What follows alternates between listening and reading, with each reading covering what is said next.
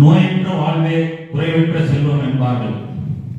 ஆனால் இன்றைய சூழலில் இதய நோயால் பாதிக்கப்படுபவர்களுடைய எண்ணிக்கை நாளுக்கு நாள் அதிகரித்துக் கொண்டே வருகின்றது. அது உண்மையாகவே ஒரு கவலை தரக்கூடிய விஷயமாக இருக்கின்றது. இந்த இதய நோய் என்பது முன்பெல்லாம் நாம் கேள்விப்பட்டதெல்லாம் வயது முதிர்ந்தவர்களுக்கு மட்டுமே வந்து கொண்டிருந்த இந்த இதய நோய் என்பது இப்பொழுது சமீப காலமாக ஒரு 20 வயது அடைந்தவர்களையே தாக்கக்கூடிய ஒரு நிலையில்தான் இது இருக்கின்றது.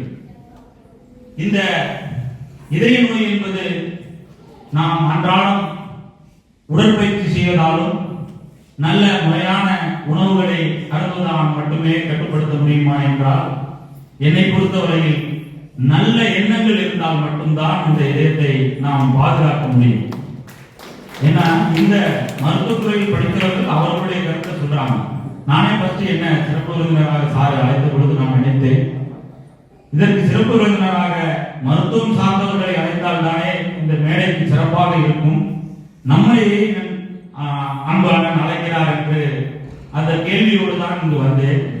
இங்கு வந்த பிறகுதான் நான் ஒரு உண்மையை உணர்ந்தேன். இன்று உலக இதய தினம் என்பதால் நல்ல இதயம் கொண்டவர்களை எல்லாம் அழைத்ததாகத்தான் நான் உணர்கின்றேன்.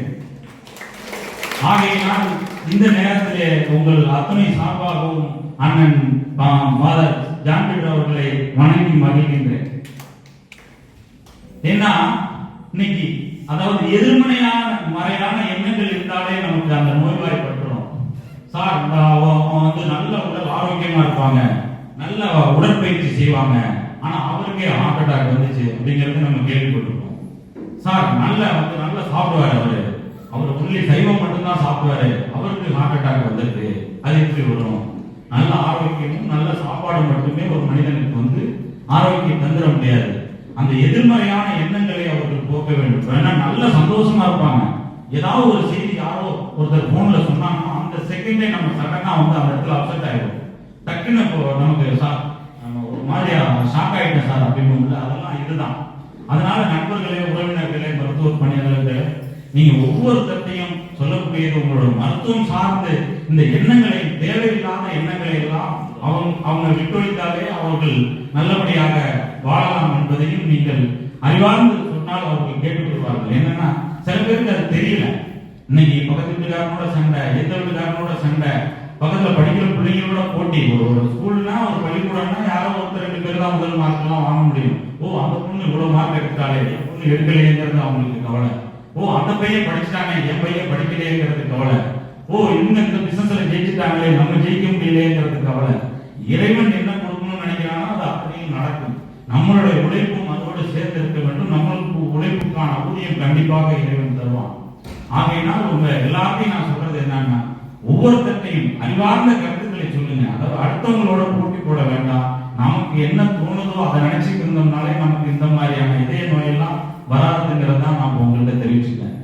அடுத்து நான் பங்கு தந்தை அண்ணன் ஃபாதர் ஜான் பீட்டர் பத்தி உங்களுக்கு நான் சொல்லி ஆக வேண்டும்.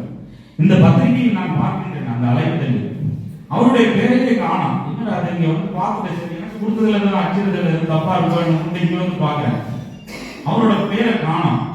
எனக்கே ஒரு டவுட் வந்துச்சு, ஆனா நீங்க இந்த ஹாஸ்பிட்டல்ல நீங்க என்ன வாங்கினீங்கன்னு கேட்கிறேன். அப்பதான் சொல்றாரு இயக்குனர், மிக பிறகு லாஸ்ட்ல என் பேர் இருக்கு பாருங்க, இந்த இயக்குனர்னு போட்டிருக்கு. அவ்வளவு ஒரு எளிமையான மனிதரை இந்த நிர்வாகம் பெற்றிருப்பதற்கு நான் உங்கள் எல்லாரின் சார்பாக நான் உங்களை வணங்கி மகிழ்கின்றேன். ஏன்னா தன்னை மட்டுமே முன்னிலைப்படுத்திக் கொள்வர்கள் மத்தியில் தன்னை எந்தவித முன்னிலைப்படுத்தாமல் இந்த மருத்துவமனை பற்றி நான் வந்து அமர்ந்த ஒரு சில வினாடிகள் என்னோடு பேசிய போது சொல்றார், இந்த எங்களுடைய நோக்கம் எல்லாம் இந்த பகுதியில் உள்ளவர்கள் யாருமே திருச்சியை நோக்கியும் மதுரையை நோக்கியும் சென்னையை நோக்கியும் மருத்துவம் பார்க்க செல்லக்கூடாது என்பதுதான். நாங்கள் இந்த இதயம் சம்பந்தமான இந்த மருத்துவத்தை தொடங்கி இருந்தாலும் இதில் இன்னும் வெளியில் நாங்கள் கூறவில்லை. காரணம், நாங்கள் இன்னும் முழுமையான அளவில் நாங்கள் செய்கிறோம் என்பதை வாய் மூலமாக மவுத் டாக் மூலமாக வெளியில போகணும், அதுதான் விரும்புகிறோம். உண்மையிலே இன்னைக்கு ஆரம்பிக்கிறதுக்கு முன்னாடியே அத்தனை விளம்பரங்கள் தேடி அதை கமர்ஷியலாக பணம் ரீதியாக போகின்றவர்கள் மத்தியில் நீங்கள் இதை சேவையாக நினைத்துக் கொள்வது என்பது இந்த பகுதிகளுக்கெல்லாம் எங்களுக்கு கிடைத்த ஒரு வரப்பிரசாதம் தான் இந்த மருத்துவமனை. ஆகையால் நண்பர்களே, சகோதரர்களே, சகோதரிகளே, என்னன்னா மருத்துவம் சார்ந்தெல்லாம் ஐயா மருத்துவர் அவர்கள் சொன்னார்கள், எந்த நம்ம உடல் ஆரோக்கியத்தை பேணி காக்கிறதுக்கு என்னெல்லாம் பண்ணணும்னு. அதனோடு சேர்த்து நல்ல எண்ணங்களையும் வளருங்கள், நாம் எல்லோரும் நலமுடன் வாழலாம் என்று கூறி இந்த அருமையான வாய்ப்பை வழங்கிய அத்தனை பேருக்கும் நன்றி தெரிவித்துக் கொள்கின்றேன். நன்றி.